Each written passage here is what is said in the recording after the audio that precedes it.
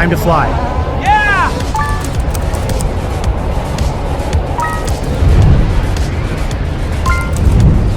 Woo-hoo!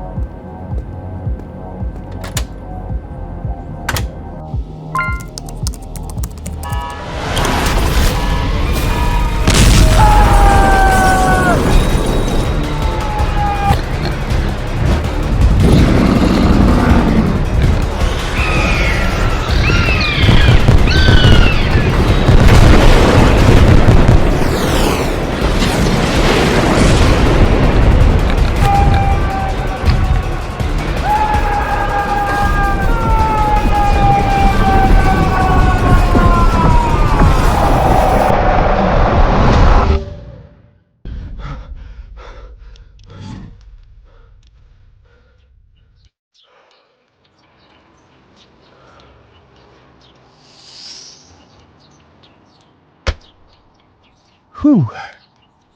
That's enough prompts for today. Ah!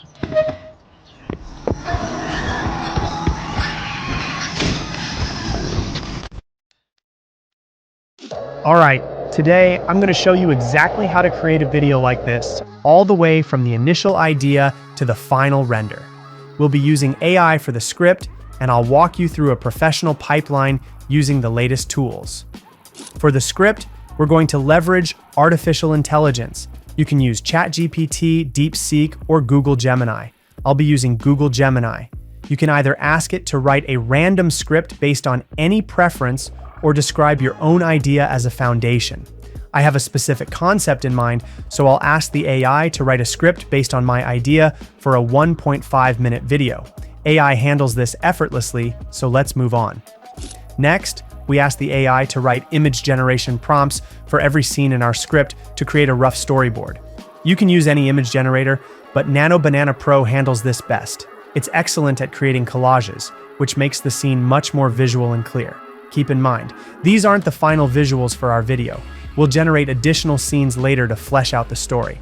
Once we have our prompts, we head over to Flashboards, where we'll generate all the content for our mini movie. We start with the storyboard. Generate each scene 3 times so we can pick the best version for animation. If you aren't happy with the result, run a few more generations or tweak the prompt right there in the AI. From these, we'll select the images we want to animate using Grok, Seedance 2.0, and a little bit of Kling 3.0. Right, now let's turn these images into video. First, we need to decide which scenes to animate based on the start frame and which ones won't work that way. For example, in this scene, we have a clear starting point, so Grok is perfect for animating from the initial frame. However, in this other scene, our character needs to appear in an empty frame where they weren't before, so Seedance 2.0 is the way to go. Seedance also handles action scenes brilliantly, so use it wherever things get intense. The video starts quite dynamically, so we use Seedance 2.0 right away to make transitions between locations feel like a single, continuous shot. I use a custom GPT to craft the prompts. Pro tip, for a successful generation that doesn't deviate, use one image or a collage of several as your input, rather than multiple separate images. Also, since AI can be unpredictable, always generate 2 videos at a time. Now, let's talk about the second type of processing, removing watermarks. There are 2 ways to handle this. The first and simplest way is to use the video watermark removal workflow directly in Flashboards. It handles everything automatically. The second option is a manual method in After Effects.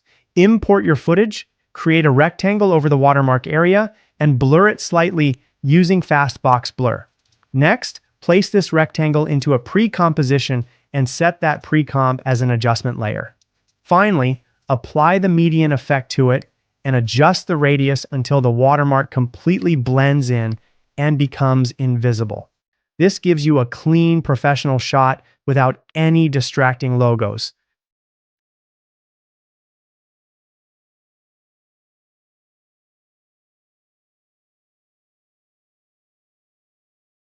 To keep the walkthrough from getting boring, I added variety using Grok's video-to-video function.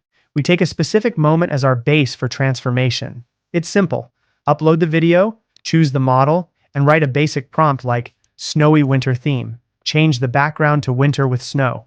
Use this method to create different variations. To create those flying transitions between Grok generations, we used Kling 3.0 using the start and end frame feature. It worked great. Kling handles this task perfectly. Unfortunately, Grok doesn't have this specific feature yet.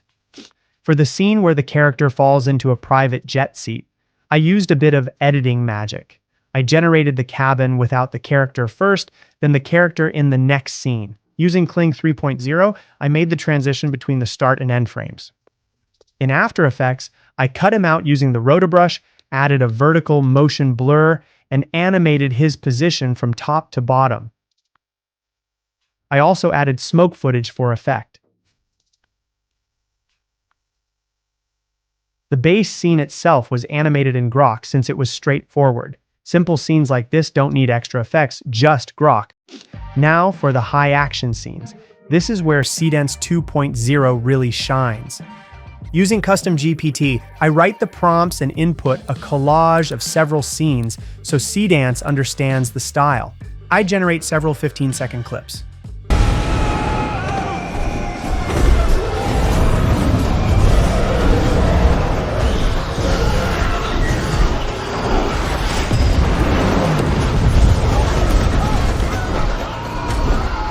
Then stitch the best moments together in editing to convey the scale.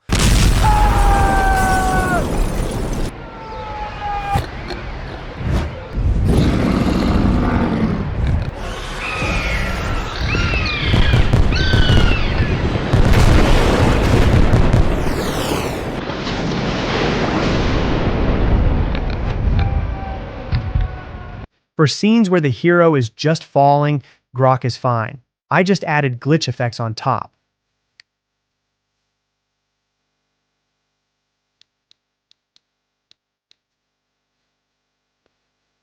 For the emotional expressions, Seedance was incredible, even with just one frame.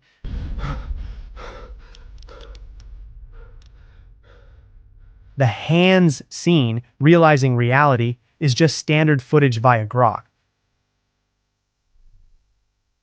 Finally, for the ending, we use Seedance 2.0 again because it's amazing with physics and sci-fi entities. I had an alternate ending that makes you think about the use of AI, but we're here to have fun. Once you have all your video generations, it's time to cut, trim, and edit in your software of choice. Apply color grading, and this is crucial, do a full sound design and voiceover. It's a time-consuming process, but the result is worth it.